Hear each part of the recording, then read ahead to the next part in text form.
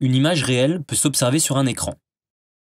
Si le chien qui joue le rôle d'objet pour la lentille est placé entre le centre optique de la lentille et son foyer, l'image réelle disparaît. La lentille forme maintenant une image virtuelle de l'objet. Pour l'observer, il faut placer son œil après la lentille sur le trajet des rayons lumineux. Nous allons voir comment construire graphiquement une image virtuelle d'un objet. Nous allons tracer les rayons particuliers, dont on connaît parfaitement le trajet, qui sont présentés dans ce tableau. On va tout d'abord tracer le rayon issu de B, passant par le centre optique O. Il émerge de la lentille sans être dévié. Ensuite, on trace le rayon parallèle à l'axe optique qui émerge de la lentille en passant par le foyer image F'. On remarque que ces deux rayons ne se croisent pas après la lentille. Pour déterminer la position de l'image, il faut prolonger du côté objet les rayons précédemment tracés.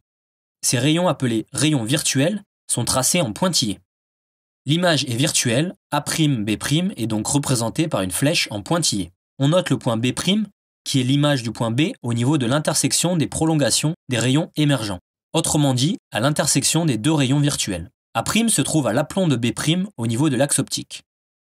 Il est aussi possible de tracer le troisième rayon caractéristique, c'est le rayon issu de B qui semble provenir du foyer objet F. Ce rayon ressort parallèlement à l'axe optique, on prolonge ce rayon du côté objet et ce dernier rencontre les autres rayons virtuels au niveau de B'. En analysant le schéma, on pourrait croire que l'on voit deux chiens, un correspondant à l'objet et un autre à son image virtuelle. En réalité, on visualise seulement l'image virtuelle. Les rayons issus de l'objet qui émerge de la lentille sont déviés, comme on l'a vu précédemment avec le schéma. Ils sont ensuite captés par l'œil et le cerveau interprète que ces rayons proviennent de A'B'. L'image formée est une image virtuelle, droite et agrandie. Vous observez ce type d'image lorsque vous utilisez une loupe grossissante. Voilà. Dans les prochaines vidéos, nous parlerons de grandeur algébrique utilisée en optique et nous reprendrons le vocabulaire pour caractériser une image grâce à son grandissement.